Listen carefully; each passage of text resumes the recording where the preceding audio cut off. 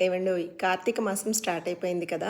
మరి నేను ప్రతి సంవత్సరం చేసే రిచువల్ ఒకటి మీతో డిస్కస్ చేస్తానండి. సో, మా ఇంటికి దగ్గరలో ఉన్న కీసరగుట్ట టెంపుల్‌కైతే హోల్ ఫ్యామిలీ వెళ్తూ ఉంటాము. సో, ఈ ఇయర్ మా క్రిషమ్మ యూఎస్ వెళ్ళిపోయింది. తను మిస్ అయింది. సో, నేను, అమ్మ ఇంకా కౌశిక్ మాత్రమే ఉన్నామండి. ఈయన కూడా కొంచెం బిజీ షెడ్యూల్‌లో ఉన్నారు. అండ్ మాతో పాటు నా చిన్నప్పటి నుంచి అంటే ఇంచుమించు నాకు 11 ఏళ్ల వయసు ఉన్నప్పటి నుంచి ఉన్న మా క్లోజ్ ఫ్యామిలీ ఫ్రెండ్స్ అండి.